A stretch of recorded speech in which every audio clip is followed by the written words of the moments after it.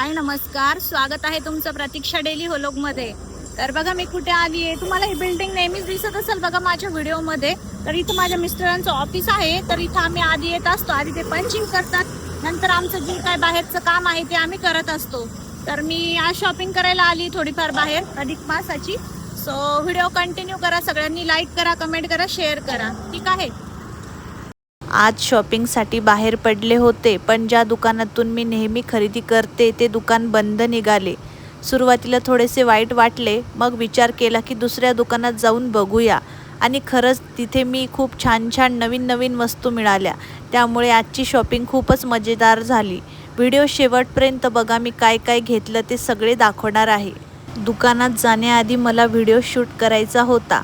माझे मिस्टर म्हणाले व्हिडिओ काढ ना। त्यांनी मोबाईल उभा धरला, पण मला आडवा व्हिडिओ हवा होता, म्हणून म्हटलं जरा सांभाळून घ्या बरं।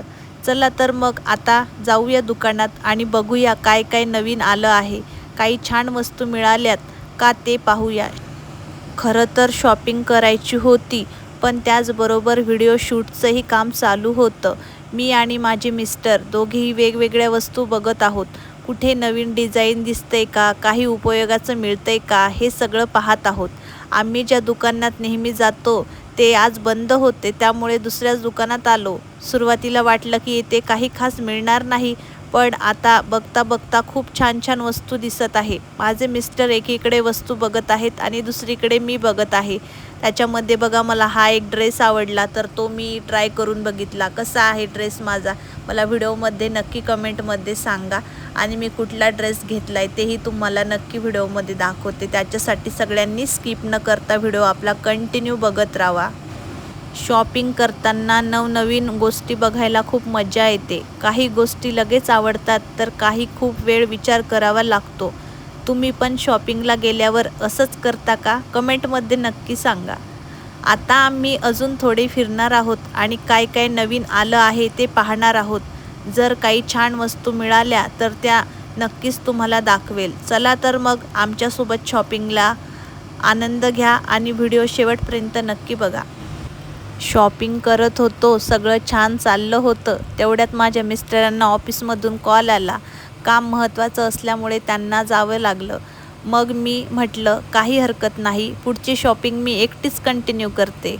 आता बघा ना, एवढं कडक ऊन पडलंय की रस्त्यावर चालताना घामाच्या धारा लागतात, पण बायकांना शॉपिंग म्हटलं की ऊन दिसत नाही, पाऊस दिसत नाही, थकवा दिसत नाही, फक्त दुकान आणि वस्तू दिसतात, बरोबर ना? खरं सांगायचं तर आजचं ऊन असं आहे की पावसालाही घाम फुटेल, पण शॉपिंगचा उत्साह काही होत नाही। चला तर मित्रांनो, अजून काय काय मिळते ते बघूया। मिस्टर ऑफिसच्या कामाला गेले आणि मी शॉपिंग मिशनवर। आता एकटीनेच सगळे दुकान पालथी घालायचे आहेत। बघूया आज काय काय खरेदी होते। मित्रांनो, अधिक मास आला की माहेराकडून मुलीला आणि जावयाला मानपान दिले जातं। पण ही परंपरा कधीपासून सुरू झाली, का पाळली जाते? फक्त परंपरा म्हणून नाही, अधिक मासात मुलगी आणि जावयाला कपडे, पितळ, चांदी किंवा सोन्याचं वाण देण्यामागचे एक खास श्रद्धा आणि धार्मिक अर्थ दडलेला आहे। तेच सामान घेण्यासाठी मी थोडी बाहेर आली होती। मित्रांनो, अधिक मासासाठी काही पूजेचं सामान, फुले आणि लागणाऱ्या वस्तू घ्यायच्या होत्या, म्हणून मी बाहेर आलेच होते तर म्हटलं भाजीपाला पण घेऊन जाऊया। घरात होता, पण अजून थोडा भर पडली। आजची ही छोटीशी अधिक मास शॉपिंग होती, पण अजून एक खास व्हिडिओ तुमच्यासाठी घेऊन येणार आहे। अधिक मासात माझ्या माहेरकडून काय काय आलं, कोणकोणत्या वस्तू आल्या, ते मी पुढच्या व्हिडिओमध्ये तुम्हाला सविस्तर दाखवणार आहे। या व्हिडिओमध्ये मला जेवढे शूट करता आले तेवढेच केले। आशा करते की हा छोटासा शॉपिंग व्लॉग तुम्हाला आवडला असेल। व्हिडिओ आवडला असेल तर लाईक, शेअर आणि चॅनलला सबस्क्राईब करायला विसरू नका। पुन्हा भेटूया एका नवीन आणि छान व्हिडिओमध्ये। तोपर्यंत काळजी घ्या। धन्यवाद। Bye bye.